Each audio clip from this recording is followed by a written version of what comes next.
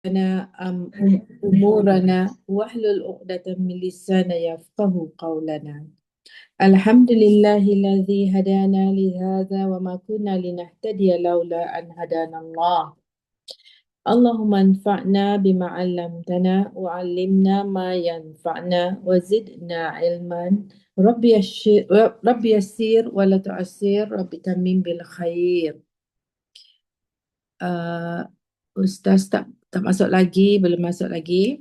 Belum. uh, Kita sambung masih lagi dengan Fathul Bari kan, Syida? Betul Kak. Ini kita last week kita dah habis page 577. Ustaz ada bahas kat situ. So, Ke surat 577. 577. So, hari ni Ustaz sambung dan kita dah dekat habis dah habis. Pastinya, last ada 50 topik yang habis lagi. Satu. Sorry, Ustaz, Okay. Alhamdulillah, Ustaz termasuk. Okay, Assalamualaikum warahmatullahi taala wabarakatuh. Anak dan Ustaz. Dah sikat rambut hari ni? Belum. Okay. Bonda dah buka majlis tadi, Alhamdulillah. Bonda ambil alih tugasan Liza pada pagi ini sebab dia ada kekangan urusan keluarga yang perlu dilaksanakan. Dan Alhamdulillah, Bonda tak ada buku, so Ustaz tak boleh, tak dapat suruh Bonda baca hadis hari ini.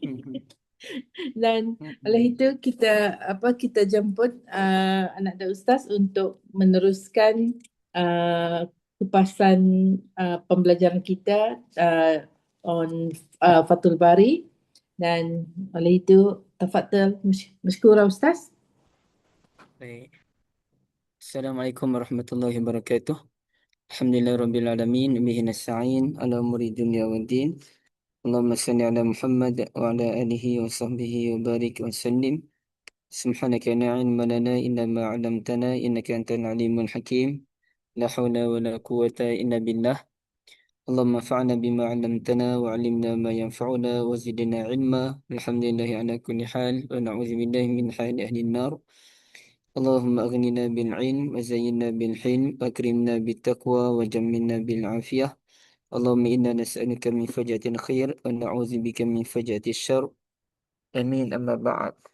Yang dikasihi Bonda Azah, Kak Syida, JAA dan ibu-ibu yang dirahmati Allah. Jadi Alhamdulillah kita syukur pada Allah Azza wa Jal. Dan sebenarnya saya baru teringat sungguh pada Bonda semalam. Sebab hari itu temu janji kita belum dapat terlaksana dan kemudiannya tak sempat pula saya dalam Isnin, Selasa ke hari ini belum sempat lagi. InsyaAllah Bonda kita tengok dalam esok lusa macam mana. Ada masa kita jumpa insyaAllah. Okey, baik. Pada pagi ini kita akan sambung balik pengajian dalam hadis yang lepas. Jom kita tengok balik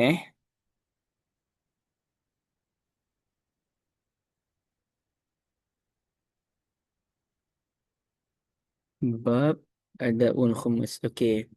Bab Ada'ul Khumus minal iman. Bab kita membahagikan harta rampasan perang tu kan. 1/5 ia termasuk daripada keimanan. Mana muka surat 40. Muka surat 40 pula. Muka surat 568. Tuan-tuan dan puan-puan boleh tengok muka surat 568. Bab menyerahkan 1/5 harta rampasan perang adalah termasuk daripada iman. Yang mana kita cerita lepas, hadis ini menceritakan ada satu kumpulan kafilah atau rombongan daripada kumpulan Rabi'ah. Okey, ataupun Rabi'ah tu dia merujuk kepada Rabi'ah Abdul Qais kan? Rabi'ah Abdul Qais. Okey. Datang jumpa dengan Nabi Muhammad sallallahu alaihi wasallam. Suku Bani Abdul Qais Rabi'ah yang daripada suku Rabi'ah. Dan mereka pun tanyalah bertanyakan soal agama dengan Nabi. Nabi pun cerita Antaranya Nabi menyuruh mereka buat 4 perkara dan Nabi larang mereka daripada 4 perkara. Okey. Uh, itulah yang kita nak bincangkan pada hari ini. Termasuk antara benda yang mengelirukan yang dibincangkan oleh Ibn Hajar Al-Asqalani rahmatullahi alaih, iaitu kalau tuan-tuan dan puan-puan tengok, Nabi suruh kita buat 4 perkara. Okey, apa dia tu? Amarahum bil imani wahdah. Okey, beriman kepada Allah Azza wa Jal. Kemudian kata Nabi apa dia? Apakah kamu tahu iman kepada Allah tu apa dia? Iaitu satu syahadah, asyhadatain, satu. Wa iqamus salah, dua. Wa ita'uz zakah, tiga. Wa siyamu Ramadan, empat. Wa an tu'tu minal maghnami khumus, dan menyerahkan 1/5 harta rampasan perang, lima. Itu yang menimbulkan kekeliruan. 4/5 sebenarnya. Okey. Kata awalnya, Nabi menyuruh kami melakukan 4 perkara. Tapi kalau kita kira, itu bukan 4, tapi 5 perkara yang telah diperintahkan oleh Nabi Muhammad sallallahu alaihi wasallam. Jadi itulah yang mengelirukan sedikit yang kita nak kena selesaikanlah pada hari ini, ibu-ibu yang dirahmati Allah ya. Okey, jom kita tengok pada muka surat 576. Muka surat 576 ni kita tanpa terlalu panjang ya 576 ni, sebab ini kira kalau boleh kita nak ke depan teruslah. Cuma saya nak kena tengok sikit je. Kat mana sini kan? Kuntu aq'udu qalu sini. Okey, dalam kita tengok 577. 577 kita dah bincang sampai perkataan marhaban yang lepas kan? Marhaban. Dan kata Nabi Muhammad sallallahu alaihi wasallam, Nabi kata apa tu dalam hadis ibu-ibu? Nabi kata, mana tadi? Aduh, tak jumpa pula dah.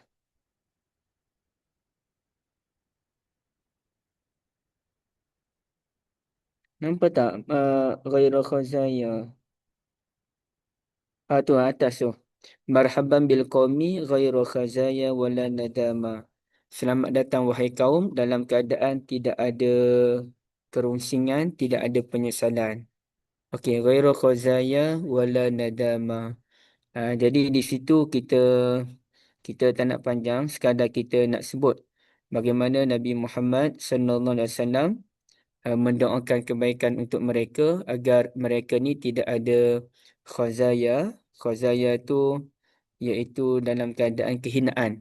Kehinaan, dan wala nadama, tidak ada sebarang penyesalan. Okey, tidak ada sebarang penyesalan. Okey, jadi itu sekadar nak tengok yang tu je. Kita terus ke depan. Dia pun bahaslah perkataan nadama tu apa benda. Yang tu tak apalah, ibu-ibu sekalian ya, tak perlulah kita bagi tumpuan pada yang tu. Dia adalah perbahasan tentang perkataan nadimin. Okey, yang tu kita ke depan terus. Kita tengok pada okey, pada cerita daripada rombongan Bani Abdul Qais tadi. Rombongan Bani Abdul Qais, kalau kita tengok balik dalam hadis, cuba ibu-ibu buka muka surat 569 tu, 567, 569. Dia sebut, Ya Rasulullah, inna la nastati' an na'tiyaka illa fi syahril haram. Wahai Rasulullah, kami tak mampu datang jumpa dengan kamu melainkan pada bulan-bulan haram. Okay, pada bulan lain kami tak mampu. Kenapa?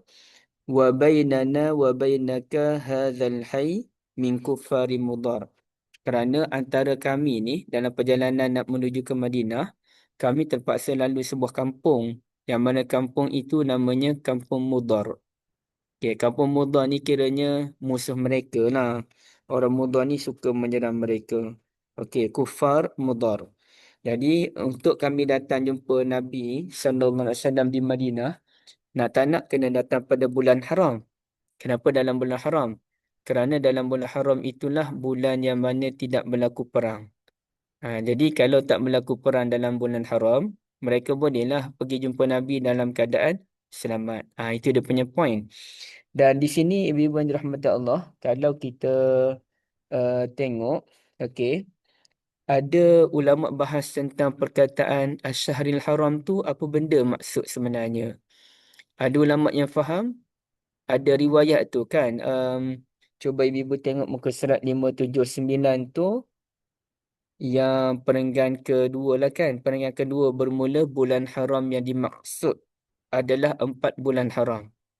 Okey. Bulan haram yang dimaksudkan adalah 4 bulan haram, iaitu kesemuanya. Ni. Illa fi ashhuril hurum. Kecuali pada bulan-bulan haram. Ataupun ada riwayat sebut, illa fi kulli syahrin haram. Kecuali pada setiap bulan haram. Setiap. Maknanya apa dia bulan haram, ibu-ibu sekalian? Siapa ingat? 4 bulan yang haram? Rajab, Rajab, Zulqa'dah, Zulhijjah dan Muharram. Muharram. Kalau ikut urutan, macam mana benda? Ikut urutan. Kejap. Ikut urutan Zulqa'dah, Bukan, Zulhijjah, bukan. Muharram, Muharram Rajab, dulu. Zulqa'dah, Zulhijjah. Muharram, Rajab, Zulhijjah, Zulqa'dah, Zulqa'dah, Zulhijjah. Zulhijjah. Jazakumullah khairan. Barakallahu fikum. Jadi kalau ikut pandangan pertama, ia meliputi keempat-empat bulan haram. Tapi ada juga ulama yang memahami, kalau kita lihat dalam statement hadis tu, dia ada alif lam. Illa fi asy-syahril haram. Ada alif lam. Maka apabila ada alif lam tu, mereka mentakwilkan alif lam itu merujuk kepada alif lam lil ahdi, merujuk kepada benda yang khusus, bukan benda yang umum. Ada alif lam yang bererti istighraq. Istighraq ni meliputi semuanya. Tapi ada lil ahdi, iaitu merujuk kepada kumpulan tertentu, iaitu hanya bulan Rajab. Hanya bulan Rajab. Kerana apa? Kerana Mudhar ini mereka sangat memuliakan bulan Rajab, sehingga kan ada istilah dipanggil sebagai Rajab Mudhar. Rajab Mudhar, iaitu bulan Rajab yang diagung-agungkan oleh Mudhar. Okey, sini tengok Rajab Mudhar. Hmm.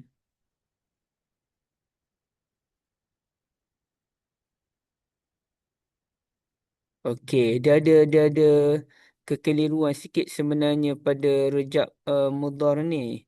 Tak, saya lupa dah apa perbahasan Rajab Mudhar ni. Ya, sebenarnya ni. Limaza summiya Rajab bi Rajab Mudhar. Okey.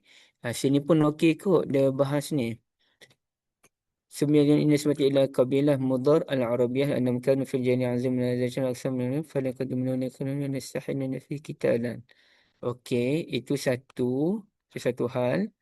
Tapi saya rasa ada satu benda lah yang berkenaan dengan Rajab Mudhar ni. AI ni pun dia cerita ni kot. Jumadil Ula, Jumadil Akhir, Rajab, Sya'ban, Ramadan. Okey.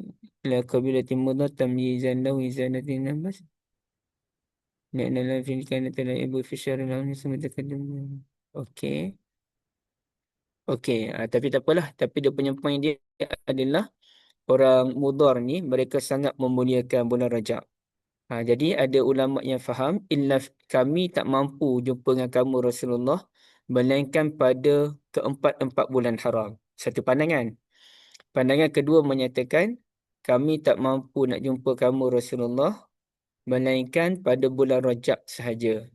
Kerana pada bulan Rajab, Mudhar itu dia tidak akan menyerang mana-mana kumpulan. Okey, jadi itulah dia punya point ibu-ibu boleh jumpa perkataan Rajab Mudhar tu pada perenggan yang ketiga, muka surat 579. Okey. Jadi kadang-kadang kumpulan Mudhar ni, mereka berlebih sampai bulan lain tu mereka tak peduli sangat. Bulan Zulqa'dah, Zulhijjah, Muharram. Padahal keempat-empat bulan diharamkan tu, dimuliakan oleh semua orang Arab. Cuma Mudhar ni kerana mereka berlebih dengan isu Rajab, sampaikan mereka ni lupa dengan benda yang lain. Okey. Kemudiannya ibu-ibu yang dirahmati Allah, kita Yang hujung tu muka surat 579 hujung, muka surat 580 yang awal, yang tu saya tak berapa jelas. Saya ada sedikit kekeliruan yang membuatkan saya tak berani nak cinta pada ibu-ibu di sini. Yang tu nak kena kena saya study lebih lagi. Sebab ada benda yang saya tak faham. Okey. Kemudiannya ibu-ibu, Rasulullah pun menyuruhlah mereka dengan amrun fasil. Tengok sini kan. Rasulullah pun uh, famurna bi amrin fasl. Rasulullah suruh kami buat yang benda yang fasal ni apa dia? Yang jelas lah kan. Yang terperinci ke macam mana? Tengok je eh. Famurna bi amrin faslin. Betul lah. Faslin. Ya, benda yang boleh memisahkan antara kebenaran dengan kebatilan. Rasulullah tolonglah suruh kami buat benda yang boleh membezakan antara kebenaran dengan kebatilan. Dengan itu kami nak cerita pada kaum kami. Kami boleh masuk syurga. Okey, kami pun tanya Rasulullah tentang makan minum macam mana, tentang minuman. Okey, itulah Rasulullah pun cerita pada mereka tentang empat perkara itu. Okey, jom kita tengok ibu-ibu.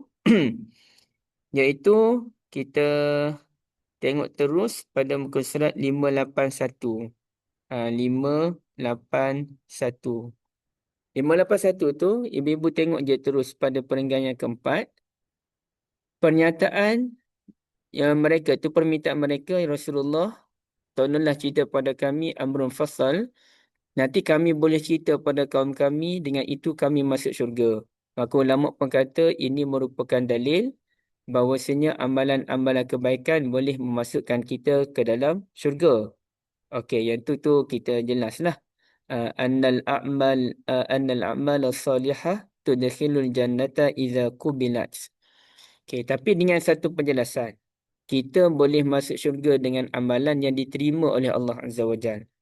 Dan wa qubuluha yaqa'u bi rahmatillahi jalla wa ala, dan penerimaan amalan itu hanya berlaku dengan rahmat daripada Allah Azza wa Jalla. Mustahil ada amalan diterima tanpa rahmat daripada Allah Azza wa Jalla. Jadi itulah kita gandingkan. Kita masuk syurga kerana amalan ke kerana rahmat? Kita masuk syurga kerana rahmat. Tapi rahmat itu terhasil daripada amalan. Okey, satu. Kita masuk syurga kerana amalan. Namun amalan itu adalah amalan yang diterima berdasarkan rahmat daripada Allah Azza wa Jalla. Jadi dua-dua saling memerlukan antara satu sama lain. Tapi bagaimana amalan itu diterima dengan rahmat Allah? Bagaimana amalan tidak diterima dengan keadilan Allah Azza wa Jalla? Itu kena ikut peraturan tu, sama ada syariatullah dan juga sunnatun Nabi sallallahu alaihi wasallam. Okey. Jadi ibu-ibu, sekarang ni isunya adalah Rasulullah ajar kami, menyuruh mereka empat perkara. Tapi yang kita kira tadi ada 5. Rasulullah kata buat 4. Ada 4 perkara, tapi masalahnya ada 5. Apa dia 5 tu? Iaitu kalimah syahadatain, kemudiannya salat, lepas tu zakat, nombor 3. Lepas zakat apa dia ibu? Som bulan Ramadan. Puasa Ramadan. Yang kelima, Should be haji lah kalau rukun Islam. bukan. Dalam hadis ni yang kelima adalah bagi 1/5 harta tadi bonda. Kalimah syahadatain, solat, zakat, puasa, bagi 1/5 harta rampasan perang. Jadi 5. Jadi kalau 5, bukankah dikatakan Nabi suruh kami buat 4 perkara? Di situlah yang menimbulkan perbahasan kalangan ulama, mana satu sebenarnya. Okey. Jadi ada macam-macam lah pandangan yang ulama berikan, dan saya tak nak terlalu panjangkanlah isu ni ibu sekalian, sebab ia adalah isu teknikal. Sekarang kita nak faham je, dan benda tu ibu-ibu boleh baca dalam muka surat 582, 583, 584, 585. Okey. Sampailah 586. 586, 587. Panjang tu. Sampai 58, sampai 589. Bahas benda tu je. 582 sampai 589. Berapa muka surat? 82, 83, 84, 85, 86, 87, 88, 89. 8 muka surat. Hampirlah. Tak penuh lah. Hampir 8 muka surat duduk bincang 4 ke 5. Ataupun 7 muka surat lebih sikit. Okey. Maka saya bagi jawapan terus lah. Takkan kita nak tengok sesuatu dalam buku ni muntah ni. Okey. Maka jawapan, ada beberapa jawapan diberikan oleh ulama. Ibu-ibu terus buat catatan je. Buat catatan tepi kitab tu. Nanti tepi kitab tu dipanggil hamish. Hamish. Contohnya nanti buku Kak Syida diwarisi oleh anak. Okey. Jadi anak pun cetak balik buku tu. Fathul Bari beserta dengan hamish daripada Kak Syida. Maka kitabnya berbunyi Fathul Bari li Ibn Hajar Al-Asqalani wa hamishuhu li Sayyidah Sayyidatul Akmal. Gitu contohnya kan. Okey, ada hamish. Hamish tulisan sebenarnya tak boleh dibaca, tak faham. Tapi setelah ditaip tu boleh faham lah. Okey. Jadi yang pertamanya apa dia ibu-ibu sekalian, iaitu Nabi suruh buat 4 perkara tapi tengok-tengok ada 5 perkara. Ini kerana sebenarnya mereka memang orang beriman pun. Sekejap, saya lupa nak tunjuk balik. Ibu-ibu kena ingat yang poin ni 5 ni kan. Mula-mula Nabi suruh mereka syahadatain 1, solat 2, zakat 3, puasa 4 dan bagi 1/5 harta rampasan perang 5. Ingat 5 benda tu Buat catatan. Kalau tak berapa ingat, tolong buat catatan. Okey. Iaitu pertamanya mereka ni memang orang beriman kepada Allah Azza wa Jalla pun. Jadi perintah kalimah syahadatain ni tu dia bukannya termasuk dalam 4 perkara tu. Dia tak termasuk. Perintah kalimah syahadatain ni tu sekadar intro daripada Nabi Muhammad sallallahu alaihi wasallam. Yang Nabi suruhnya apa dia 4 tu? Solat, zakat, puasa, bagi 1/5 harta. Yang kalimah syahadatain ni tu intro je. Dia macam tajuk lah. Macam tajuk. Okey, itu pandangan yang pertama. Ibaratnya macam mana ya? Kalau boleh kita sebut, dia macam ni. Saya buat contoh sikit kan. Okey, dia macam ni. Sekarang ni al-iman. Okey. Iman ni benda asas. Daripada iman itulah terbit 4 perkara tadi. Solat, zakat, puasa dan 1/5 harta rampasan perang. Asasnya adalah pada iman ni. Ni dia punya tajuk dia. Daripada iman itulah terbitnya 4 perkara yang perlu mereka lakukan. Okey, itu pandangan yang pertama. Pandangan yang kedua pula adalah ada juga yang itu ataupun kalimah syahadatain ini tu dia dianggap sebagai pembuka bicara. Pembuka bicara. Okey. Pandangan kedua, ada riwayat lain yang tidak menyebutkan kalimah syahadatain. Ada riwayat yang mana tidak menyebutkan kalimah syahadatain. Jadi, yang disuruh 4 perkara tu solat, zakat, puasa dan menyerahkan 1/5 harta rampasan perang. Okey. Itu pada pandangan yang kedua. Okey. Panjang ni dia berbelit-belit. Sekejap. Mana lagi?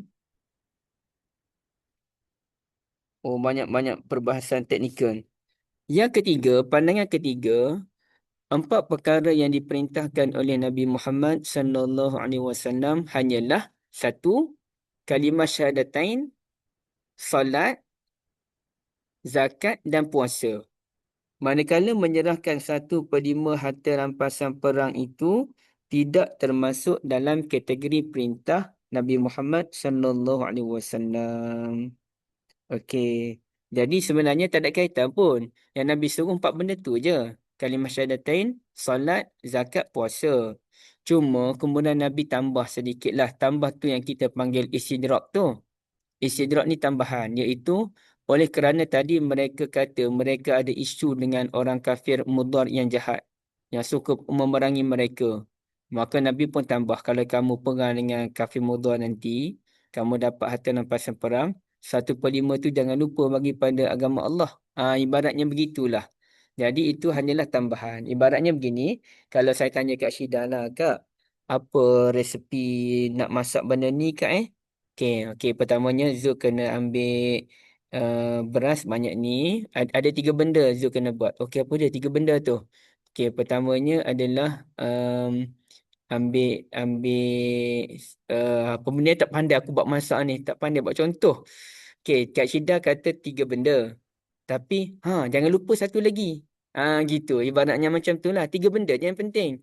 Jangan lupa gas tu pasang contohnya.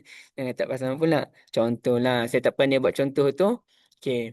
Ataupun anak kita, cucu kita. Boleh tak opah nak main kat luar? Okey, main kat luar tapi dengan 2 syarat. Syarat pertama, jangan main tepi jalan. Okey. Syarat kedua, jangan bergaduh masa main. Okey, opah. Masa nak berlari tu, jangan lupa balik sebelum maghrib. Jadi jangan lupa balik sebelum maghrib tu tambahan. Yang pentingnya 2 tadi. Itu asasnya. Sama juga yang perintah 4 tu kalimah syahadatain, solat, zakat, puasa. Tapi mengenangkan mereka ni duduk perang dengan kaum Mudhar, kufar Mudhar tu. Jangan lupa kalau perang nanti dapat harta, bagi 1/5 harta tu pada jalan Allah Azza wa Jal. Jadi dia dipanggil sebagai tambahan maklumat. Okey, ada yang kata begitu. Dah 3 kan? Dah 3 dah pendapat. Kemudiannya ada juga ulama kata gini. Solat dengan zakat tu sekali lah. Jadi nombor 1 perintah untuk syahadatain. Okey, yang kedua solat dan zakat. Dia gitu, solat dan zakat. Yang ketiga adalah puasa. Yang keempat barulah menyerahkan 1/5 harta rampasan perang. Okey, itu pandangan keempat. Pandangan kelima pula. Pandangan kelima macam ni ibu-ibu sorry, ibu-ibu sempat salin ke ni? Saya laju-laju je ni. Ataupun okey je, boleh kan? Okey. Pandangan yang kelima pula adalah nombor 1 kalimah syahadatain. Nombor 2 solat. Nombor 3 zakat. Nombor 4 puasa. Okey, nampak Habis tu menyerahkan 1/5 harta rampasan perang tu masuk kategori apa? Itu adalah huraian kepada zakat. Huraian kepada zakat. Jadi dia ada 4 perkara. Itu pandangan yang kelima. Okey, ada lagi ke ibu-ibu? Okey. Itulah dia punya cerita. Ada 5 pandangan tentang sebenarnya Rasulullah ni sungguh buat 4 perkara. Tapi kenapa dalam hadis menyenaraikan 5 perkara. Okey. Maka timbul persoalan yang lain, ibu-ibu yang dirahmati Allah adalah mana haji? Haji tak ada ke? Okey, yang pasal haji itulah disebutkan dalam muka surat 586, 587 sampai 589. Okey, saya silap tadi. Dalam isu bahas 4 ke 5 benda tadi, ia bermula muka surat 582 sampai 586. Okey. Mula muka haji pula bincang muka surat 586 sampai 589. Apa dia? Haji tak sebut ke? Bukankah haji itu termasuk rukun Islam? Yang sebagaimana bonda sebutkan awal tadi. Okey, saya simpulkan terus ya ibu. Tanpa perlu kita pening-pening nak baca satu-satu. Pertamanya, kenapa haji tak disebutkan? Ada beberapa jawapan ulama'. Jawapan yang pertama adalah kerana haji belum disyariatkan lagi pada masa tersebut. Itu satu. Haji kenapa tak disebutkan? Kerana belum disyariatkan. Belum disyariatkan. Okey, itu pandangan yang pertama. Tapi pandangan yang kata belum disyariatkan tu kelihatannya tidak tepat. Kerana kata Ibn Hajar, haji telah diwajibkan pada tahun ke-6 Hijrah lagi. Haji telah diwajibkan pada tahun ke-6 Hijrah. Sedangkan Bani Abdul Qais telah datang menemui Rasulullah sallallahu alaihi wasallam pada tahun ke-8 Hijrah. Tak bahawasanya saat itu Haji Indon itu jadi sandaran, kami telah jelaskan. Tapi Al-Qadim Musyikal kata muka surat 587 tu. Muka surat 587. Dia ada, tapi apa pun dia khilaf ulama lah. Dia khilaf duk bahas panjang lebar pasal benda tu. Tapi sebenarnya ceritanya pandangan pertama kata haji belum diwajibkan pada masa tersebut. Tapi ada ulama setuju, ada ulama tak setuju. Itu bahas daripada sudut sejarah pula macam mana. Tak apalah yang tu. Okey. Ada juga Imam Syafi'i kata haji memang telah diwajibkan, cumanya tidak dilaksanakan lagi kerana ada halangan. Dia awal lagi telah diwajibkan. Cumanya nanti bila dah ada istita'ah baru jadi.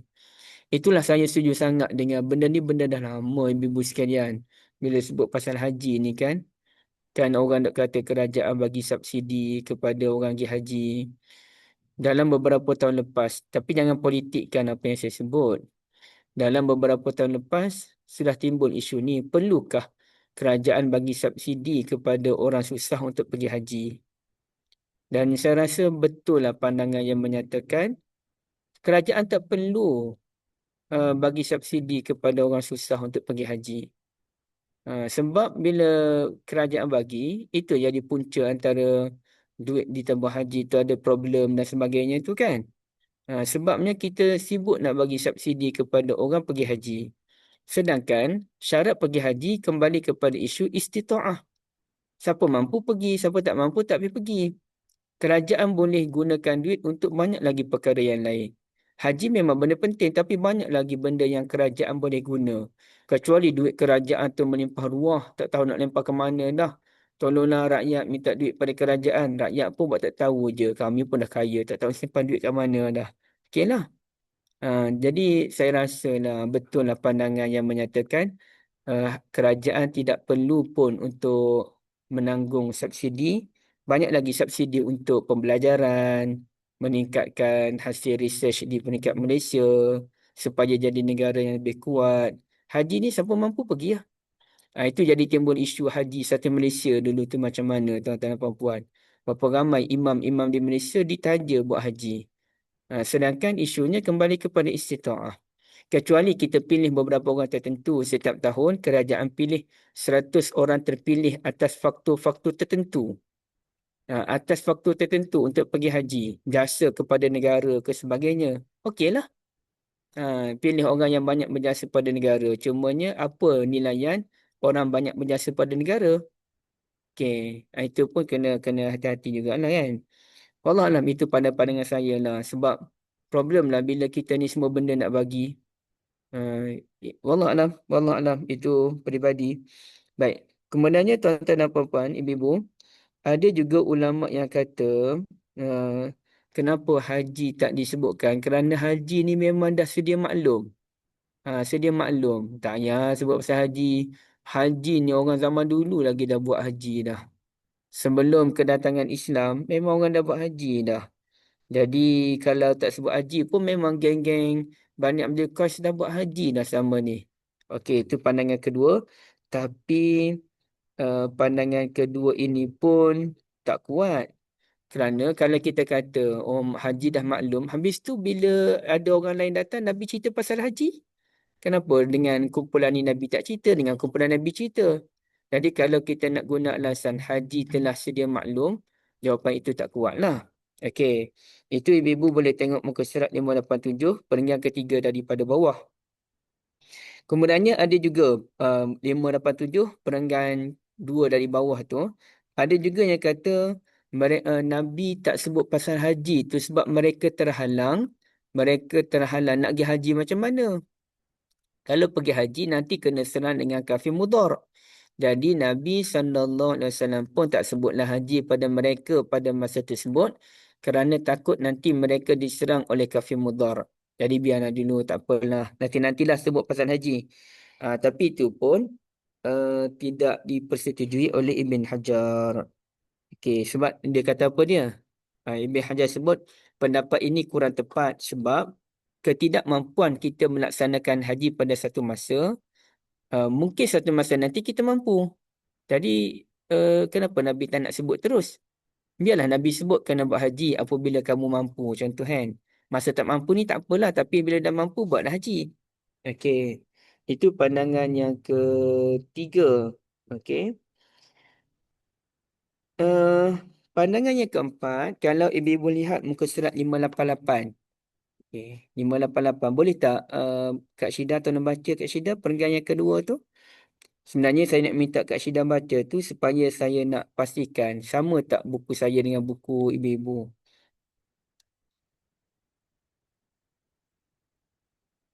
Sila Kak. Yang okey.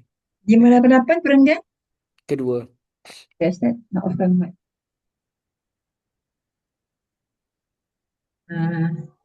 Akan tetapi boleh dikatakan Rasulullah SAW hanya menyebutkan beberapa perkara sahaja kerana mereka bertanya tentang amalan yang dapat masukkan ke dalam syurga. Lalu Rasulullah SAW menyebutkan amalan-amalan yang mungkin biasa mereka laksanakan saat itu. Jadi maksudnya bukan menyebutkan seluruh kewajipan-kewajipan agama yang wajib mereka laksanakan dan mereka tinggalkan. Okey. Terima kasih banyak Kak Syida. Barakallahu fikum.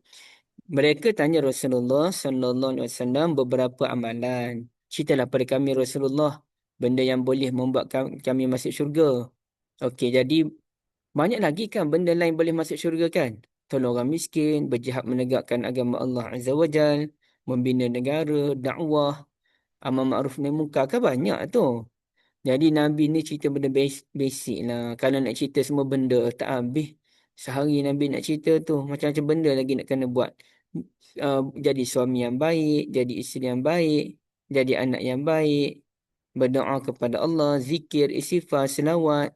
Oh, banyak lah kalau kita nak kira. Jadi Nabi tak cerita semua benda lah. Jadi macam dalam ni kan. Macam apa tadi? Larangan minuman. Larangan minuman tu Nabi larang daripada hantam, dubak, nakir, muzaffat ataupun muqayyar.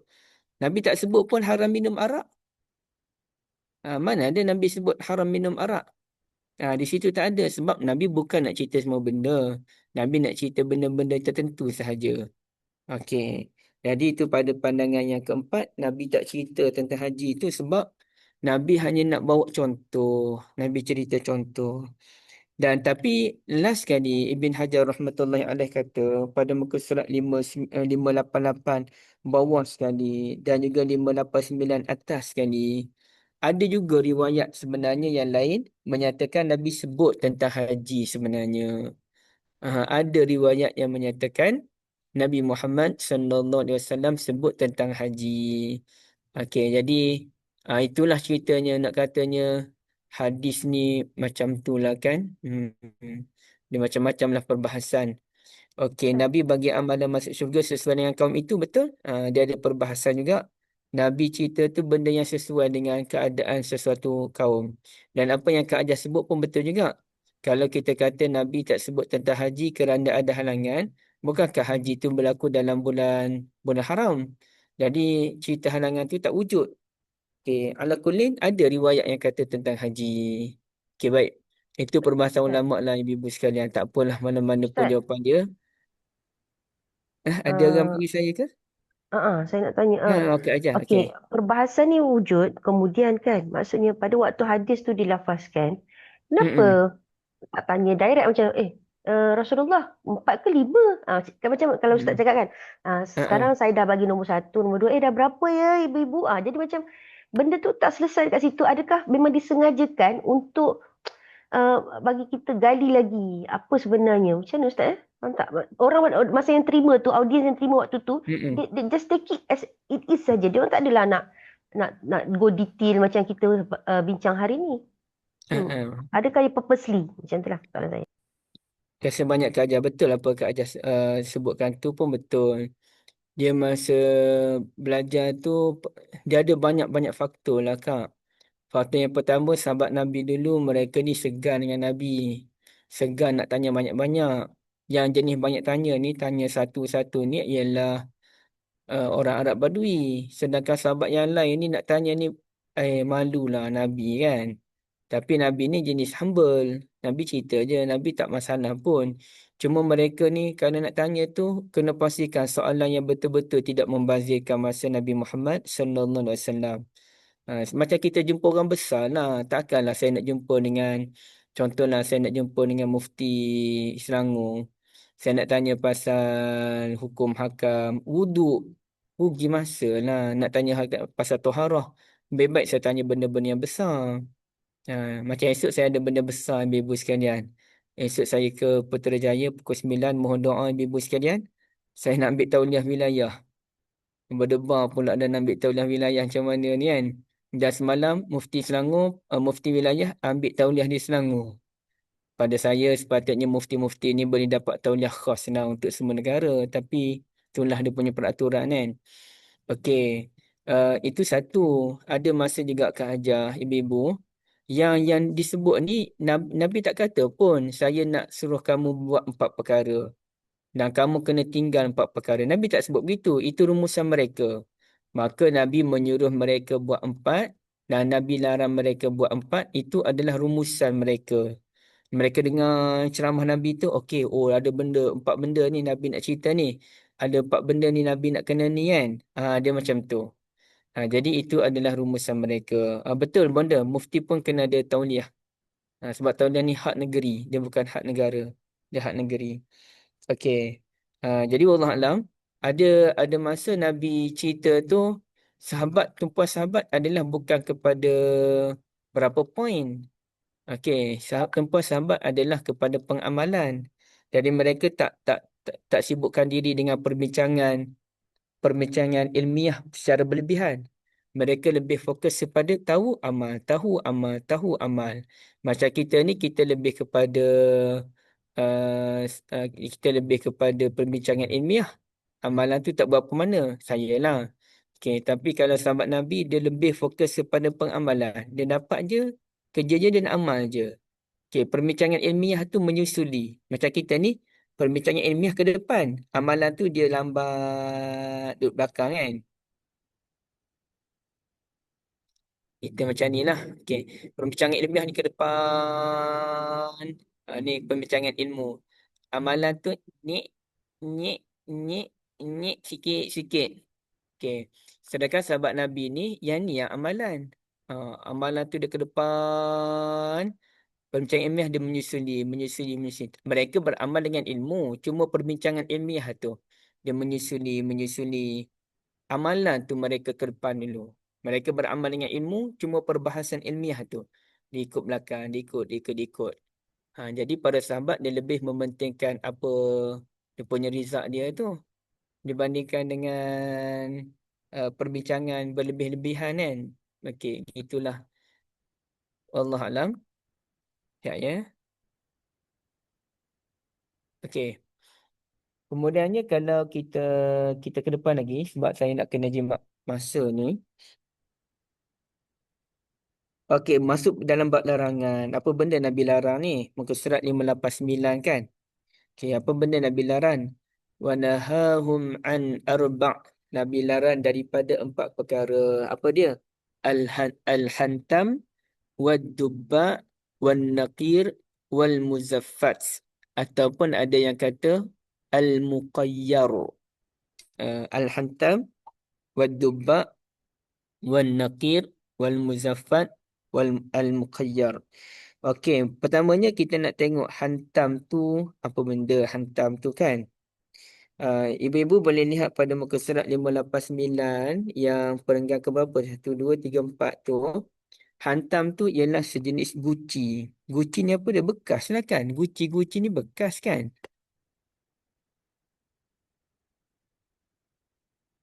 Apakah guci dalam bahasa Melayu? Apa benda ni? Guci dalam bahasa Malaysia. Balang bekas, betul lah. Bekas guci. Balang, macam tu lah kan. Okey. Pertamanya Nabi larang daripada hantam. Hantam tu ialah bekas. Bekas tu bekas apa dia? Okey, bekas yang berwarna hijau yang mana ia dibuat daripada tanah liat, bulu dan pewarna. Okey. Open apa? Tanah liat, bulu dan juga pewarna. Kenapa pula Nabi larang daripada guna hantam ni kan? Hantam ni adalah bekas yang digunakan untuk menyimpan minuman yang tertentu kan? Macam tu kan? Okey, nanti kita tengok Okey. Yang kedua adalah dubak. Dubak. Dubak tu apa dia? Buah-buah sejenis labu yang telah dikeringkan untuk dijadikan arak tu lah kan? Ini masalahnya kita tak tahu tentang pemakanan dia macam mana, peminuman dia tu macam mana. Okey, sekejap saya tengok Dubak. Pertamanya Al-Hantam, Al-Jirarul Khudur. Okey, tu hantam, bekas yang berwarna hijau. Okey, kalau dubak tu ialah Al-Qara' Al-Muradu Al-Yabis minhu. Okey, iaitu yang telah dikeringkan. Uhakal Qazar fihi al-Qasar. Bekas yang telah dikeringkan untuk menyimpan arak.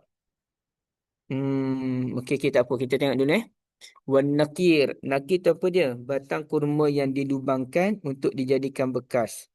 Macam pokok kurma tu kan dia tembang-tembang batang dia tu. Kemudian dia buat lubang dengan tujuan untuk menyimpan air arak dalamnya. Okey. Al-Muzaffat. Al-Muzaffat pun bekas air juga.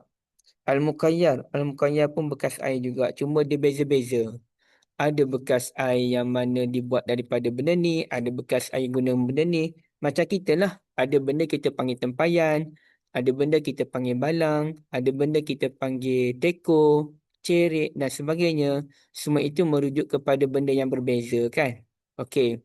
Jadi ala kulin, apa benda sahaja yang digunakan oleh Nabi, yang disebutkan oleh Nabi Muhammad SAW itu, semuanya merujuk kepada tempat minuman arak. Tempat minuman arak. Itu ibu boleh lihat muka surat 590 tu kan. Dia cerita tentang penduduk Taif. Okey, tentang Dubak. Amma Dubak fa inna ahla Taifi kan ya'khudhuna al-qara' fa yukharrituna fihi al-'inab thumma yadfinunahu hatta yuhdar thumma yamut. Okey, iaitu tentang Dubak, penduduk Taif menggunakan labu yang telah dikeringkan. Lalu labu itu mereka isi dengan anggur. Kemudian mereka tanam sehingga anggur itu berbuih jadi fermentasi tu. Lalu hilang buihnya. Okey. Itulah mereka guna labu tu. Buah labu tu kan. Buah labu tu mereka jadikan macam bekas. Kemudian masukkan anggur dalam tu. Sehinggalah dia jadi proses. Ini semua proses buat arak lah. Sama juga dengan penduduk Yamamah. Penduduk Yamamah tu dia guna batang kurma. Kemudiannya isi buah kurmanya segar-segar sampailah berbuih itu. Sampailah hilang buih dia. Okey. Al-Hantam pula adalah bekas yang dibuat tembikar ke macam mana tempat simpan arak juga. Muzaffat adalah sejenis tempayan air yang juga digunakan untuk menyimpan buah untuk jadi proses arak. Jadi semuanya adalah bekas yang digunakan untuk menyimpan arak. Jadi saya silaplah buat contoh. Nabi tak sebut minuman arak tadi. Okey, saya minta maaf ada contoh silap saya buat tadi. Tapi dia punya point dia, semua tu hantam, dubak, nakir, muzaffat, muqayyar, ia hanya merujuk kepada bekas-bekas yang dibuat dengan bahan-bahan tertentu. Tujuannya semuanya untuk arak. Kita ulang balik. Pertamanya apa dia? Hantam. Okey, hantam ni apa dia? Hantam adalah bekas berwarna hijau yang dibuat daripada tanah liat, bulu dan pewarna. Tujuannya nak simpan buah tertentu kan. Okey. Dubak pula adalah buah labu. Buah labu tu dia buat jadi, dia buang isi-isi dia tu jadi ada lubang kat tengah. Kemudian dia pun masukkan buah anggur. Mereka letak buah anggur tu lama sampai berbuih, sampailah hilang buih. Okey. Itu dubak. Kemudian nakir. Nakir batang kurma kan. Batang kurma tu mereka buat lubang.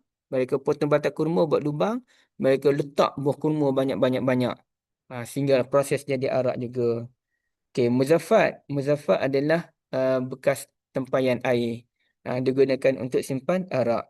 Jadi semua benda ni ibu-ibu yang dirahmati Allah sekalian, larangan kerana tujuannya adalah proses pembuatan minuman arak, minuman yang memabukkan. Itulah dia punya cerita kenapa dilarang oleh Nabi Muhammad sallallahu alaihi wasallam. Jadi adakah empat itu sahaja? Tak ah. Mana-mana bekas yang tujuannya tak elok untuk jadi arak tu semuanya dilarang. Semuanya dilarang. Kalau macam kita Malaysia ni air ketum antaranya kan. Saya tak tahulah undang-undang air ketum ni macam mana. Adakah sebenarnya ketum ni boleh diminum kalau jumlahnya sedikit ataupun macam mana, yang tu saya tak tahu undang-undang. Saya pun tak pernah peduli tentang air ketum ni. Tapi ceritanya kalaulah ada benda digunakan untuk simpan air ketum dan sampai tahap air ketum tu boleh merosakkan akal, boleh membuatkan kita ni dapat tenaga tambahan yang berlebih-lebihan. Itu pun boleh didakwa juga kan. Cuma saya tak tahu sangat je pasal ketum tu macam mana. Wallahu alam. Itulah cerita tentang hadis yang ini. Ada apa-apa Ibu untuk dibincangkan?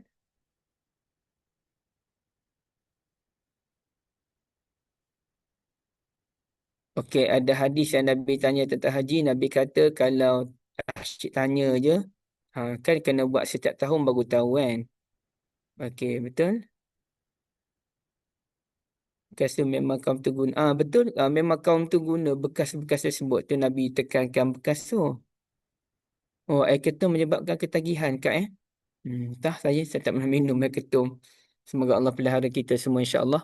Tapi betul tak Kak Halina dan mana-mana yang terlibat dalam kesihatan ni, kita daripada kita ambil suplemen, ubat-ubatan, boleh ambil ubat-ubatan tu boleh tak ada masalah. Tapi betul tak yang paling baik adalah kita sendiri jaga kesihatan dan kita sendiri makan benda yang alami, makan benda-benda yang sihat dibandingkan kita ambil benda-benda yang telah diproses. Ke macam mana ibu-ibu? Ke salah apa yang saya faham ni?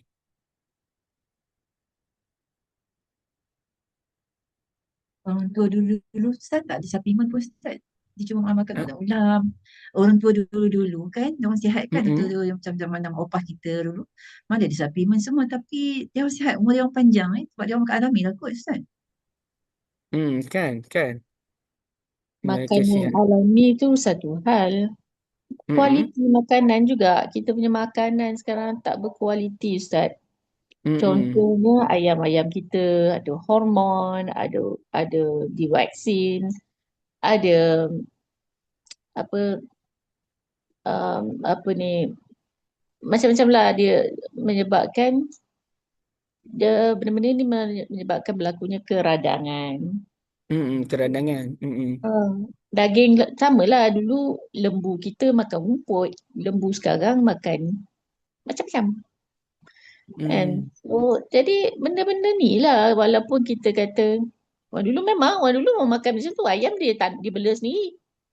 Dia bagi makan Mm-mm. makanan-makanan dia lebihan dia nasi-nasi yang lebih-lebih tu dia makan kan. Jadi dia tak ada Mm. masalah dia makan ayam dan dia orang tak makan ayam. Saya ingat saya masa kecil-kecil dulu ayam makan raya ikut. Oh, betul yang lain-lain makan apa kak? Lain-lain tu saya rasa kami taklah makan 3 kali sehari masa tu. Mungkin sebab kami susah. Saya telah bapa saya cuma seorang cleaner kan. Jadi mak saya suri rumah. Kami tak makan 3 kali sehari. Mm-mm. Tak ada bawa duit belanja sekolah pun. So kita makan pagi apa yang mak sediakan. Apa saja sebab kita tahu it's going to be a long day.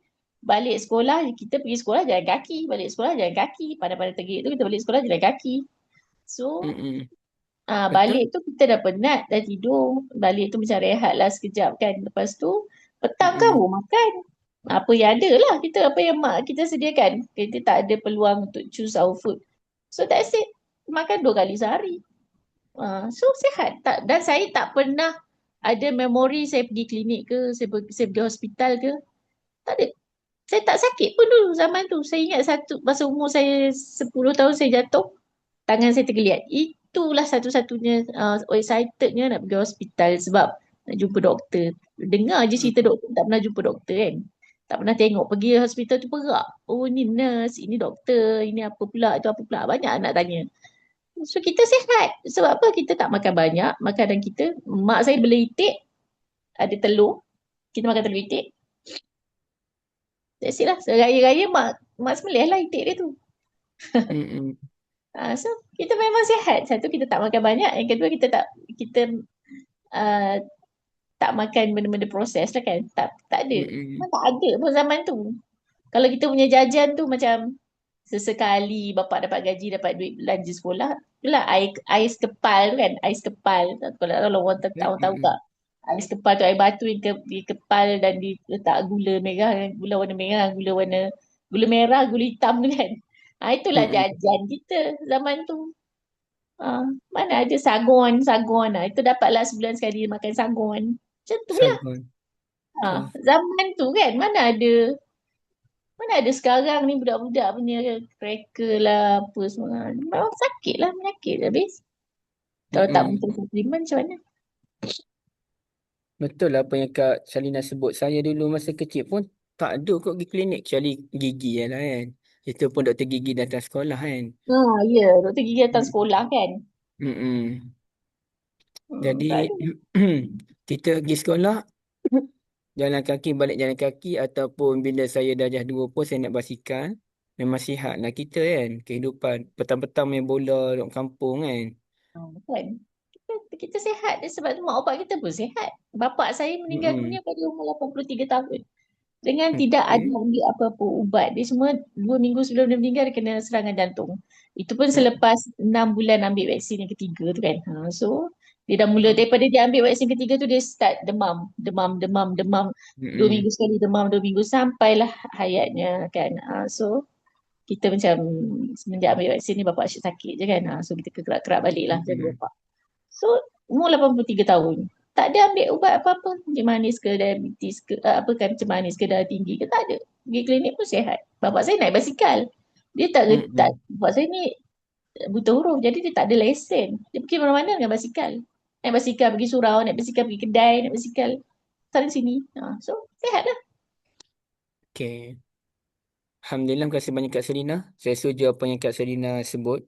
Dan alang-alang Kak Selina sebut benda tu, Kak Selina ni dah ada hadiah pada saya satu minyak. Saya pun tak pandai buat minyak tu. Tapi kita bukan nak kempen minyak tu. Minyak castor tu. Saya hari tu saya gatal kulit dalam tempoh yang lama juga. Sampai hitam kaki saya ibu-ibu. Macam sel kulit tu mati. Sebelah kanan hitam. Saya tak tahu nak buat apa dah ya Allah gatalnya. Saya ambil minyak tu saya sapu kaki banyak-banyak. Alhamdulillah bila saya sapu hilang gatal. Sehari 2 hari kemudian gatal balik saya sapu lagi. Dalam 2 3 kali saya sapu alhamdulillah dah hilang gatal. Jadi itu antara saya tak tahulah mungkin ada kaitan dengan minyak yang Kak Salina kongsikan tu. Tapi alhamdulillah berkesanlah untuk kulit tu alhamdulillah. Okey. Castor oil tu Ustaz jangan pakai dekat open wound kalau ada luka jangan pakai. Oh Kalau kalau luka jangan kalau ada pakai.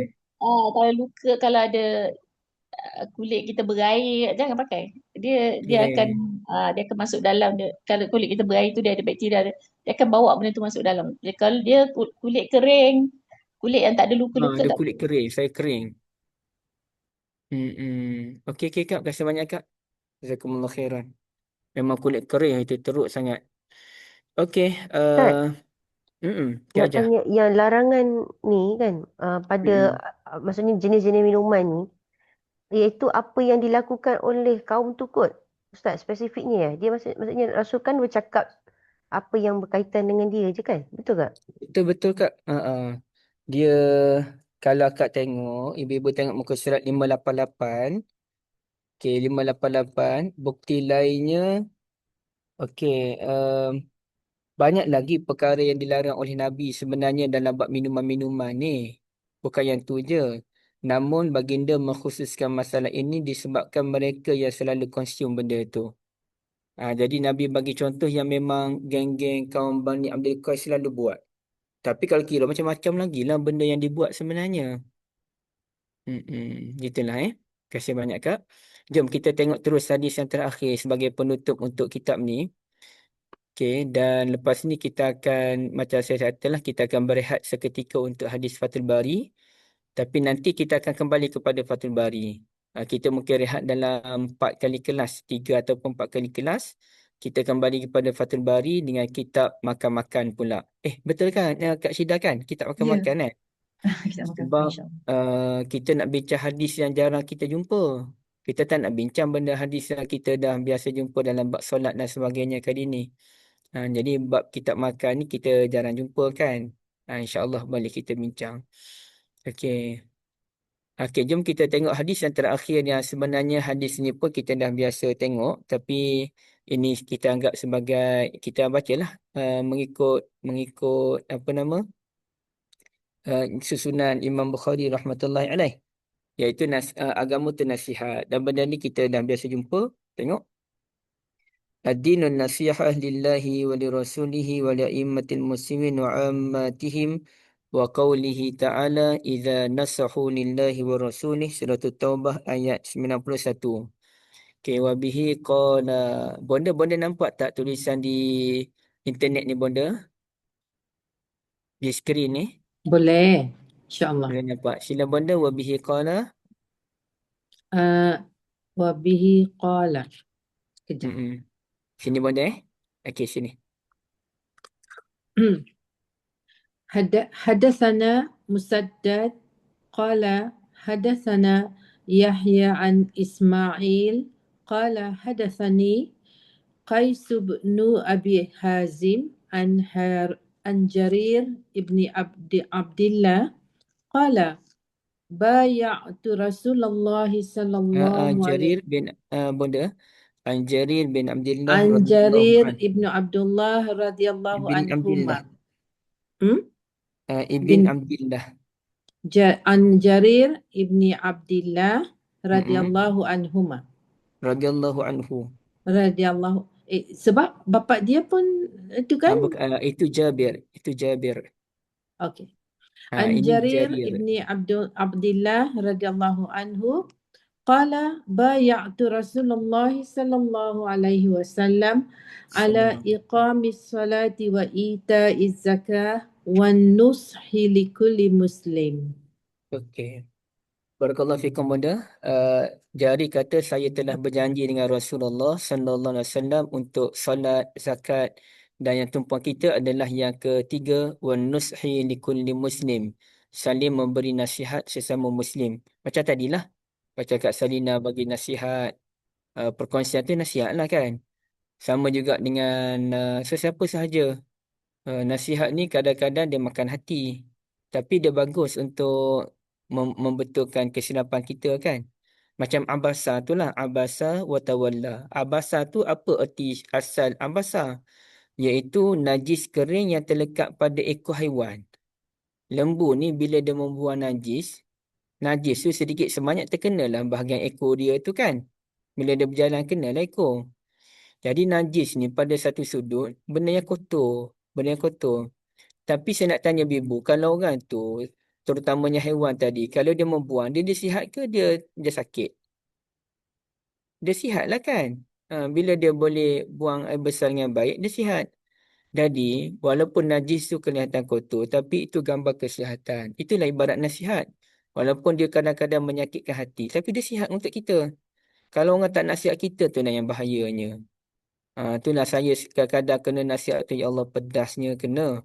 Tapi nasib baik juga dia tegur aku kan. Boleh aku berubah. Lebih baik aku berhati-hati. Kadang-kadang kita tersilap kan. Saya sendiri akan jaga dirilah supaya kita tak sampai menyakiti hati orang lain. Tapi saya juga doa pada Allah Azza wa Jal agar Allah mengelilingkan saya dengan orang yang suka memberi nasihat. Dan supaya Allah Ta'ala jadikan dada saya lapang untuk terima nasihat walaupun pedih. Pedih juga tapi lama-lama tak apalah. Sebab bagus pedih-pedih ni macam ubat lah. Dia pahit kan. Tapi bagus. Jadi sekarang ni kita nak faham perkataan nasihat tu apa benda. Nasihat tu sendiri apa benda. Ada ulama kata nusuh ni ikhlas. Tulen, ori. Taubatan nasuha kan. Taubatan nasuh. Taubat yang ikhlas kepada Allah Azza wa Jal. Jadi ada yang kata yang hadis kan. Ad-dinun nasihah. Liman? Lillahi wa li rasulihi wa li a'immatil muslimin wa ammatihim. Agama tu nasihat. Jadi ada ulama kata nasihat tu adalah ikhlas. Ikhlas kepada siapa? Kepada Allah Azza wa Jal, Rasulnya sallallahu alaihi wasallam, pemimpin-pemimpin orang Islam dan orang Islam seluruhnya. Okey. Jadi tapi ada juga ulama kata betul lah ikhlas tu satu hal tapi tegur menegur juga termasuk dalam kategori ikhlas. Tegur menegur juga termasuk kategori ikhlas. Okey. Jom kita tengok apa benda nasihat. Ibu tengok dahulu pada muka surat 604. Ad-dinun nasihah iaitu apa maksud agama tu nasihat? Nabi nak kata banyak agama kita ni berlega tentang nasihat. Okey. kebanyakan agama kita ni berlegar tentang nasihat, amar ma'ruf, nahi munkar, dakwah, ad-da'wati ilal khair dan sebagainya. Sebagaimana Nabi sebut Al-Hajju Arafah. Haji tu di Arafah. Habis tu di Mina tu bukan haji. Di Muzdalifah tu bukan haji. Haji juga. Cuma Arafah tu yang dominan. Masa itulah masa yang orang seluruh dunia tunggu tu. Di Arafah tu lah yang paling ditunggu-tunggukan. Okey. Dan kemudiannya, ibu-ibu yang dirahmati Allah.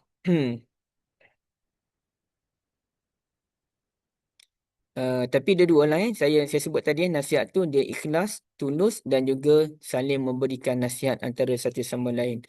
Ada yang kata erti nasihat ni apa dia, kata Maziri. Mustaqah min nasahtul asal.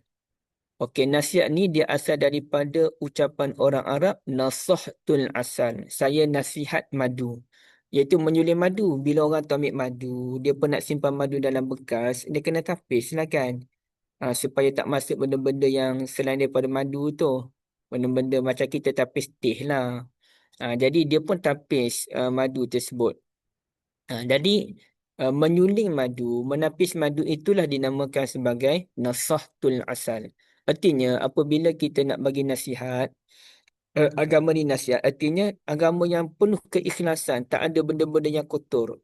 Kalau kita nak bagi nasihat pun penuh dengan keikhlasan kerana Allah Azza wa Jal. Bukannya kerana kita nak nampak hebat, nampak popular, kita nak menyakiti hati orang lain, apa tak ada. Okey. Ataupun boleh jadi juga nasihat ni dia asal daripada perkataan an-nushi, iaitu al-khiyatatu bil minsahah wa hiya al-ibrah. Okey, al-khiyatatu bil minsahah, iaitu kita menjahit. Kita menjahit pakaian yang terkoyak. Kan kalau pakaian tu dia koyak, nampak tak cantik lah. Contohnya saya berjalan-jalan, saya tak perasan bahawa bahagian tangan ni koyak sikit. Jadi kalau orang nampak, malulah saya pun duduk betul-betul baju supaya orang tak nampak bahagian koyak. Malulah kita. Maka bila kita koyak, baru cantik. Jadi berdasarkan itulah agama nasihat apa maksudnya? Amalan tu kalau ada benda yang koyak, yang tak cantik, kita jahit. Biar jadi cantik. Kalau ada orang perangai tak elok, ibarat pakaian terkoyak, maka kita jahit supaya perangai tu jadi baik. Itulah maksud dia. Okey. Ada Khattabi. Khattabi ni dia sebut muka surat 605. Perenggan yang kedua. Nasihat ni adalah kalimatun. Dia sebut kilmatun. Kenapa kilmatun? Kalimatun. Kalimatun jami'atun ma'naha hiyazatul hazzi lil mansuhi lahu. Lil mansuhi lahu. Apa dia? Okey. Ini merupakan ulasan Khattabi ni dianggap sebagai ucapan yang terbaik. Dia panggil apa dia? Takrifan nasihat yang terbaik ialah takrifan daripada Khattabi. Abu Sulaiman Khattabi. Apa maksudnya? Nasihat ni adalah satu kalimah yang universal yang bermaksud kita nak kebaikan daripada orang lain. Yang kita duk nasihat anak kita tu sebab kita nak anak kita jadi baik lah. Kita nasihat pemimpin tu kerana kita nak pemimpin jadi baik.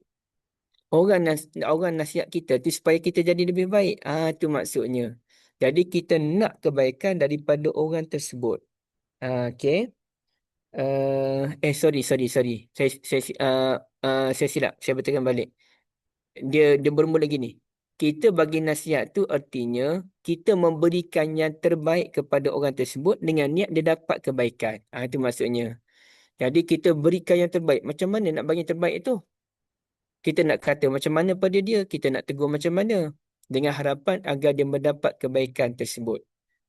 Okey, macam kita baca ayat Quran yang surah Nabi Yusuf AS, itulah nahnu naqussu alaika ahsanal qasas. Biasanya bila sebut ahsanal qasas, kebanyakan ulama kata sebaik-baik kisah. Tapi ada satu tafsiran yang lain. Dia kata apa dia? Nahnu naqussu alaika ahsanal qasas. Kami nak cerita pada kamu wahai Muhammad cerita Nabi Yusuf dengan sebaik-baik penyampaian. Kami nak cerita padamu dengan sebaik-baik penyampaian. Okey. Jadi sebab kalau kita nak kata sebaik-baik kisah, tak juga. Cerita Nabi Musa pun baik, cerita Nabi Ibrahim pun baik. Okey. Jadi di sini maknanya kita kena persembahkan sesuatu yang terbaik pada orang lain dengan harapan dia juga mendapat yang terbaik daripada nasihat kita tersebut. Okey, gitu. Bukan macam nak condemn kan. Ada orang bagi nasihat tapi sebenarnya dia macam nak condemn orang tersebut. Ada. Jadi Imam Nawawi kata hadis ini merangkumi semua benda. Saya tak nak panjang Nabi ibu sekalian sebab benda ni benda yang kita maklum sebenarnya. Okey, kemudiannya kalau ibu-ibu tengok muka surat 606, 605 yang bawah sekali, mana ni? Silap-silap mana? 6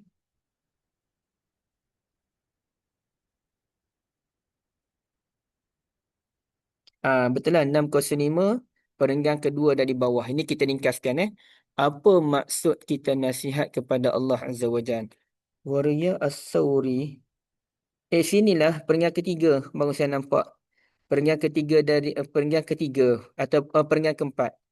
Lepas An-Nawawi berkata kan, An-Nawawi berkata bla bla bla tu, apa maksud nasihat bagi Allah Azza wa Jalla? Iaitu kita ni lah semua-semua tu lah ibu-ibu sekalian. Yang kita ni betul-betul melakukan ketaatan pada Allah, tinggal maksiat dia, berjuang untuk menegakkan agama dia. Itulah tanda kita nasihat kepada kepada Allah. Tanda kita ikhlas beribadat kepada Allah Azza wa Jalla. Okey. Kita mendahulukan hak Allah dibandingkan hak manusia. Okey. Bagaimana pula nasihat kepada kitabullah? Lillahi wa likitabihi kan. Nasihat kepada kitabullah ni kita belajar, kita mengajar, kita baca betul-betul, kita cuba faham makna dia, kita cuba jaga batasan-batasan dia, kita cuba beramal dengan dia. Okey, semua ibu-ibu dah maklum. Bagaimana pula nasihat kepada Rasul? Memuliakan Rasul, menolong dia, menghidupkan sunnah dia, ikut perangai dia, cinta pada dia. Okey, maklum. Laju-laju je ni Bagaimana nasihat kepada pemimpin orang Islam? Kita tolong dia, kita peringatkan dia apabila dia lupa. Semua tu ada dalam buku tu ibu. Sebab tu saya baca laju je. Dan macam-macam tu lah yang disebutkan itu. Yang mana kita, apa benda kita kena buat kepada pemimpin orang Islam. Jauhkan hati daripada membenci mereka. Menolak kezaliman dengan cara yang terbaik. Selalu doakan mereka. Ibu-ibu selalu tak doakan pemimpin. Kena doa. Kena doa pada pemimpin. Allahumma hdi a'immatana. Ya Allah berilah hidayah kepada pemimpin kami. Saya setiap hari saya akan doa pada pemimpin. Kepada negara dalam setiap salat fardu. Saya akan baca doa Nabi Ibrahim AS. Rabbi ja'al hadha baladan amina. Warzuq ahlau minas samarat. Tuhan jadikanlah negara ini negara yang aman. Berikanlah rezeki kepada penduduknya. Allahumma hdi a'immatana. Ya Allah berilah hidayah pada pemimpin kami. Tak kira lah kau pemimpin parti mana pun. Yang penting saya akan doakan pemimpin. Okey. Kemudiannya nasihat kepada sesama orang Islam apa dia? Kasih sayang, tolong mereka, ajar mereka, jangan sakiti mereka, cinta pada mereka. Kita pun rasa susah hati kalau ada kesusahan menimpa mereka. Sekian-sekian. Itulah erti nasihat kepada Allah Azza wa Jal, kepada kitabnya, kepada rasulnya, kepada pemimpin dan kepada orang Islam seluruhnya. Okey. Jadi, kemudiannya yang lain-lain tu tak apalah ibu-ibu sekalian. Okey, kita terus kepada satu lagi hadis sebagai penutup perbincangan kita hari ini. Dan hadis ini tidak ada ulasan yang panjang pun. Sekadar kita nak tengok hadis dia macam mana. Okey. Hadis daripada siapa? Jarir bin Abdullah radhiyallahu anhu juga kan. Jom saya baca. Yauma matal Mughirah bin Syu'bah. Pada Jarir bin Abdullah kata Ziyad. Sorry. Wabihi qala hadatsana Abu Nu'man qala hadatsana Abu Awana an Ziyad bin Ilaqah. Ziyad ni cerita ni. An Ziyad bin Ilaqah. Beliau cerita. Sami'tu Jarir bin Abdullah radhiyallahu an yaqul. Saya dengar Jarir berkata, Yauma mata al-Mughirah bin Syu'bah. Beliau berkata saat kematian Mughirah bin Syu'bah. Mughirah ni sahabat Nabi yang gedebel kan, yang hebat. Dan antara sahabat yang difitnah sebagai orang jahat. Qama, beliau berdiri. Jarir tadi berdiri. Fahamidallah ta'ala wa asna alaih. Bertahmid dan memuja Allah Azza wa Jal. Wa qala, dan dia berkata, Alaikum bittiqaillahi jalla wa ala wahdah. Hendaklah kamu bertakwa kepada Allah satu-satunya. La syarikalah, tiada syirik baginya. wal waqari was sakinah. Hendaklah kamu ni cool, steady. Waqar sakinah ni maknanya kamu kena tenang lah, kena relax-relax. Jangan kita ni buat benda yang bukan-bukan. Jangan kita bila pemimpin mati kita kalut, jangan. Kena cool, steady. Nabi dulu meninggal dunia, steady. Abu Bakar meninggal dunia, steady. Ada je orang ganti. Hatta ya'tiakum amir, sehingga datanglah seorang pemimpin kalangan kamu. Fa innama ya'tikumul an, dan dia akan datang. Sekejap lagi dia akan datang, pemimpin baru akan datang. Dia sebut. Summa qala, kemudian dia kata, istaghfiru li amirikum. Hendaklah kamu memohon ampun untuk pemimpin kamu, iaitu Mughirah bin Syu'bah. Fa innahu kana yuhibbul afwa, kerana dia juga suka memberi kemaafan. Summa qala, kemudian kata lagi Jarir, amma ba', adapun selepas itu, fa inni ataitu nabiyya sallallahu alaihi wasallam, saya pernah jumpa dengan Nabi sallallahu alaihi wasallam dulu. Fa qultu ubayyi'uka 'alal Islam. Lalu saya berkata pada Nabi, saya berbai'ah kepadamu, wahai Nabi, atas nama Islam. Fasyarata alaih. Lalu Nabi memberikan syarat pada saya, wa nushu likulli muslim. Hendaklah kamu memberi nasihat sesama Muslim. Fabayatuhu ala hadha. Lalu saya berbai'ah kerananya atas benda ni. Wa rabbi hadzal masjid. Dan atas nama Tuhan pemilik masjid. Inni lanasihul lakum. Sesungguhnya aku memberi nasihat kepada kamu. Summa astaghfara wa nazal. Kemudian beliau istighfar dan turun dari mimbar tersebut. Okey, jadi itu cerita dia. Mana Jarir ni, dia memang betul-betul buat bai'ah dia dengan Rasulullah sallallahu alaihi wasallam, yang mana selagi mana boleh dia akan buat juga, orang panggil apa, memberi nasihat kepada sesama Muslim. Dia akan buat juga macam mana pun kan. Okey. Jadi bila meninggal Mughirah tu, dia bangun, dia bagi nasihat. Jangan kita kalut-kalut dengan kelam kabut dengan kematian pemimpin kita. Pemimpin baru akan naik. Mintalah ampun kepada pemimpin kita ni. Jadi begitu. Itu satu benda yang amat menarik. Dan di sini, tuan-tuan dan puan-puan, ibu-ibu yang dirahmati Allah, kita cuba tengok keterangan tambahan. Sebagai penutupnya, kita baca keterangan tambahan. Tapi saya nak tengok apa yang Kak Sarina kata ni. Doa semoga Allah Azza wa Jalla bagi pemimpin yang mencintai Allah kepada kita. Amin. InsyaAllah. Jarir ni sahabat yang handsome sangat betul. Tapi dia ramailah sahabat yang ada rupa. Contohnya, siapa tu yang paling sama dengan Nabi tu? Mus'ab Ibnu Umair. Ya. Bukan kan? Bunda. Ja'far. Ja'far bin Abi Talib. Mus'ab pun Ya. sama dengan Nabi. Oh ya, Mus'ab pun.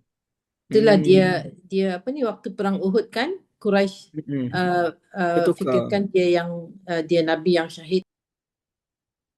Mus'ab tak syahid lagi. Mus'ab dah Mus'ab syahid daripada- pada perang Uhud kan, dia protected Nabi.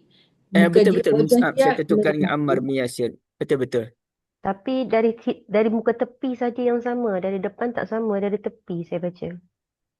Oh, dari tepi pula macam-macam. Mus'ab lah. Okey. Yang paling sama Ja'far. Okey, maknanya dua-dua tu betul. Cuma daripada sudut apa dia, Mus'ab sama daripada satu sudut. Tapi yang betul-betul sebiji dengan Nabi memang Ja'far lah. Yang sebiji sama kan. Cousin tu. Cousin. Sebab cousin sepupu. Hmm. Dan kalau cara jalan tu macam Fatimah. Cara jalan tu sebiji macam Nabi kan. Masa Nabi sakit, Fatimah datang. Ummul Mukminin Aisyah radhiyallahu anha kata, "Ai sebiji dengan Nabi bila cara jalan tu." Macam Ummul Mukminin dah lama dah tak tengok Nabi berjalan macam biasa kan. Rindu pula. Dah sakit je kan. Tak boleh cerita lebih-lebih pasal Nabi ni. Sedih pula. Tapi cerita dah dia punya persamaan wajah. Kalau macam Urwah tu, kalau Jibril alaihissalam dia berupa manusia, dia banyak berupa Urwah kan? Dia Urwah bin Mas'ud ke benda? bukan dia. Dihya Al-Kalbi. Hmm. Dihya Al-Kalbi. Betul. Urwah tu muka macam Nabi Isa. Betul tak? Urwah tak silap saya muka macam Nabi Isa. Tapi kalau muka sama orang jahat pun tak ada isu. Tak semestinya orang jahat ni tak handsome. Adalah Nabi cerita orang pertama yang bawa berhala ke Mekah tu. dia akan masuk dalam neraka. Nabi nampak dia dalam neraka. Kemudian Nabi kata pada seorang sahabat, oh, muka dia sebiji muka awak. Rasanya sahabat Nabi tu memang keturunan dia pun. Dia pun tanya, habis tu habis lah saya Rasulullah. Tak ada kaitan, muka je sama. Perangai tak sama. Dan orang jahat tak semestinya tak handsome. Handsome je pun orang jahat pun. Kita je buat kata orang jahat tak handsome. Tu je. Abu Abu Lahab Lahab. sangat handsome, Ustaz. Ha. Abu Abu Lahab Jahal. dan Ummu Jamil sangat very beautiful couple. Ummu Jamil, Abu Lahab, orang handsome, orang comel kan. Sebab tu comel handsome ni tak memberi apa-apa makna. Okey. Jadi ibu-ibu, jom kita baca yang terakhir. Kita nak minta siapa ya? Orang lain pula lah, Ibu Umrah lah. Ibu Umrah, boleh mohon baca yang terakhir untuk menutup kitab kita pada hari ini. Kita bagi ruang pada Ibu untuk membaca keterangan tambahan muka surat 612 yang atas saja Ibu. Bukan Ya. yang bawah. Yang 2 perenggan atas saja. Dinisbatkan tu Ustaz. Betul. Dinisbatkannya nasihat kepada orang Islam adalah untuk menunjukkan bahawa nasihat itu pada umumnya diberikan kepada kaum muslimin. Sebab sesungguhnya nasihat kepada orang kafir juga disyariatkan, iaitu dengan cara menyerunya untuk masuk Islam dan menunjukkan kebenaran apabila ia meminta saran kepada kita. Sampai habis Ustaz. Satu lagi. Para ulama berbeza pendapat mengenai larangan membatalkan transaksi jual beli orang kafir secara sepihak dan persoalan sejenisnya. Imam Ahmad menegaskan bahawa larangan itu ditujukan khusus bagi orang yang membatalkan transaksi jual beli orang Muslim. Ia menggunakan hadis ini sebagai dalilnya. Okey. Itulah tak apalah. Dia punya ada lagi perbahasan yang lain tu. Tapi sekurang-kurangnya settle lah. Yang pastinya jual beli dengan orang kafir tidak ada masalah. Cuma mungkin dulu ada isu timbul kan. Jadi ibu, alhamdulillah kita selesai Fathul Bari dah 5 jilid kan. 5 jilid ke 6 jilid dah selesai alhamdulillah. Kita akan sambung Kitabul At'imah nanti. Cuma kita tak masuklah tajuk-tajuk yang terlalu kompleks daripada sudut kitab perburuan ke kitab jual beli tu dah ada dengan Ustaz Mustafa. Ustaz, Muamalat. apa maksud dia larangan jual beli tu dirujuk pada hadis ni? Dalam hadis ni tak cakap pasal larangan jual beli pun. Dia akan kait dengan cerita yang bekas-bekas tu dekat dengan kafir Mudar pula. Dia ulama ni bila dia tengok hadis tu dia tengok daripada semua sudut kak. Lepas tu dia bukan tengok riwayat ni saja, dia tengok riwayat lain pula. Dia tengok pada asal usul cerita tu pula. Dia jadi panjang pula ceritanya kak. Wallahu alam. Jadi insya-Allah kita akan berehat seketika sebagaimana saya sebutkan. Kita akan bincang tentang surah Fatihah. Hari tu Ustaz Endan dah cerita. Saya pun nak tahu cerita apa yang Ustaz Endan dah bentangkan. Itu nanti saya call kat Syida insya-Allah. Itu sebagai satu seningan lah sementara menunggu kitab baru sampai yang makan masa dalam 3-4 minggu juga. Jadi ibu boleh dapatkan kitab baru tersebut insya-Allah harga 30 lebih je kan Kak kan? 30 ke 40 ringgit. Yang keduanya, saya dengan tim saya ni ibu-ibu nak buat makan-makan sikit. Sepatutnya saya beritahu Kak Syida lah. Dan saya sedih kerana makan-makan tu dibuat pada hari bonda balik ke Brunei. Saya nak suruh bonda balik sehari lepas tu tak boleh lah. Bonda ada keluarga lagi kan. Tapi kalau bonda belum beli tiket nak balik 26 hari bulan, Alhamdulillah. Sebab kita nak buat program makan-makan sikit pada 25 hari bulan, tak ramai. Kami nak buka penyertaan asasnya adalah pada 20 ke 30 orang sahaja. Mungkin kalau JAA berminat, Alhamdulillah, benda yang paling besar kita dapat jumpa. Okay, kita ada 3 orang panel pada hari itu, iaitu kena keluar juga. Okay, kita ada 3 panel, Ustaz Zahiruddin, Ustaz Luqman Makhtar dan juga Dr. Sarah. Okay, jadi kita sembang biasa je. Dia macam Haiti tapi bukan Haiti lah sebab buat pagi. Kalau buat petang tu Haiti lah kan. Okay, jadi kalau ibu-ibu sanggup nak datang, kita buat di area Bukit Jelutong, Shah Alam. Tetapi pejabat tu ala kadar sahaja. Makan pun bukan makan mewah. Kalau nak makan mewah, kita turun ke bawah lepas tu. Kita carilah makan kat mana-mana kedai. Saya rela dibelanja hari itu. Saya ikut insya-Allah. Saya okey, insya-Allah. Saya tak kisah. Jadi Kak Syida boleh, Kak Syida, Kak Ajah, kalau boleh kita jumpa Kak Ajah, dapat datang dalam, saya pun ada jugalah beberapa jemputan lain, tapi kami nak hadkan 30 orang yang memang join. 30 orang sahaja, tak boleh lebih sebab pejabat kecil. Kami pindah ke pejabat yang kecil. Jadi dia macam pelancaran pejabat, tidak ada bayaran pun, datang makan je. Pada 25 hari bulan, cuti Maulidun Nabi, hari Selasa. Yang paling penting ibu-ibu bayarlah dengan wajah ibu-ibu. Kita nak jumpa, kita nak sembang, itu yang paling besar sekali. Kak Salina Ustaz, dekat kan, datanglah. minta maaf Ustaz. Ya? 5 bulan tu JA ada kelas pagi tu Ustaz Syahmi ataupun Kak Dia akan cuma minta dekat 2 petang ke nanti. Oh, ada kelas. Alah, datang je kelas kat Mm-mm. pejabat. Okey.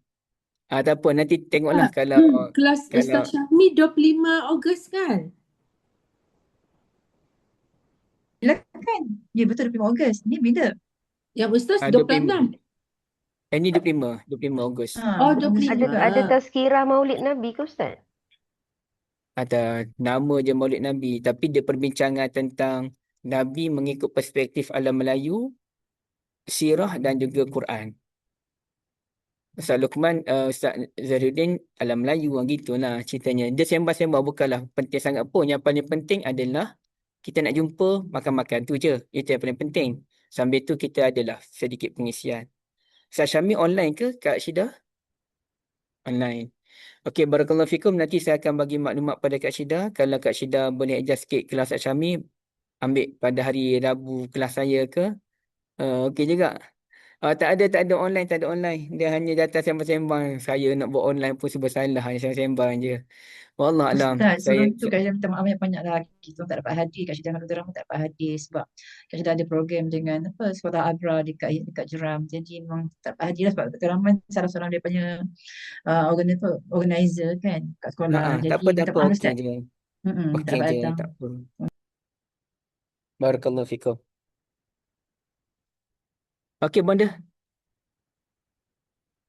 Okey, tak ada soalan lagi. Bonda ada satu soalan Ustaz. Kemarin Bonda hadir online apa ni tazkirah anak dia Ustaz di surau Al-Kautsar tu tentang Oh. tentang kalimah auzubillahi minasyaitanirrajim tu Ustaz. Okey. Kalau kita sedang baca Al-Quran dan kita interrupted lah, ada orang bawa kita bercakap ke apa kan, kan kita perlu mulakan lagi balik dengan istiqnat tu kan Auzubillah. Ustaz? Auzubillah je kan? Kalau Bonda tengah baca Quran, tiba-tiba ada orang nak sembang dengan Bonda kan. Dan anak lah tanya soalan, beberapa soalan, Bonda respon. Bila nak baca balik, kena a'udzubillah. Melainkan kalau yang sembang tu adalah benda yang ada kaitan dengan Quran. Contohnya, kita tengah bincang benda yang ada dalam Quran tu sendiri. Tafsir ke, tadabbur ke. Tu tak apa. Bonda boleh terus tanpa a'udzubillah. A'udzubillah tu kalau tak ada kaitan dengan Quran. Wallahualam. Ya Ustaz, saya teringat pula satu soalan. Benda ni macam kerap lah berlaku. Kan saya cerita kat surau saya tu dia orang buat baca kafi setiap hari pagi Jumaat. Selepas subuh lah, baca kafi tu selepas subuh. Dan lepas solat subuh, daripada doa tu baca kafi. Lepas tu adalah lebih kurang 10 minit ke 10 minit, 15 minit sebelum solat Isra'. Sebelum solat Isra'. Jadi kita alang-alang dah kita dekat surau, kita dah baca kafi. So kita nak solat Isra' lah. Kita tunggulah solat Isra' tu. Solat Isra' tu jadi, kan solat Isra' tu kan kita macam, kita kena duduk, macam kita tak boleh sembang-sembang, lepas tu kita solat Isra'. Betul tak Ustaz?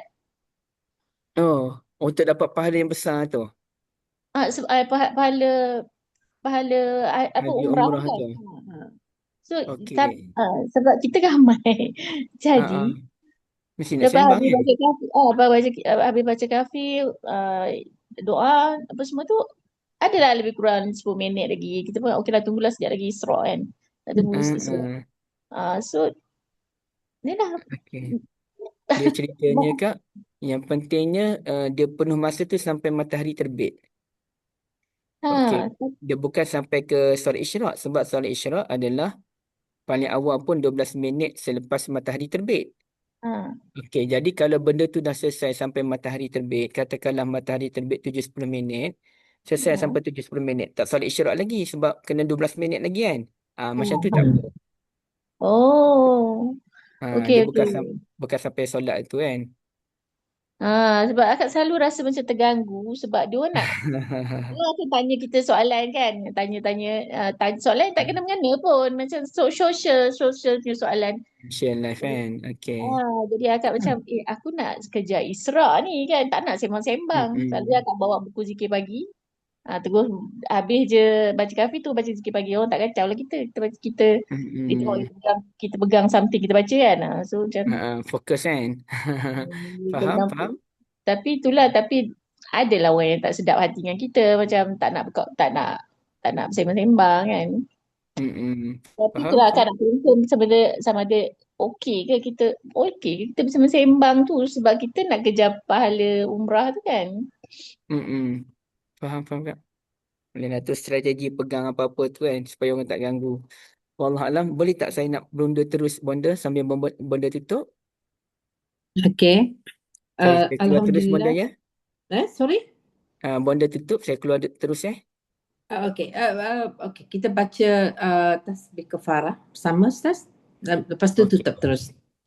Subhanakallahumma wa bihamdika asyhadu an la ilaha illa anta astaghfiruka wa atubu ilaik. Okey, terima kasih. Tak di kelas tu.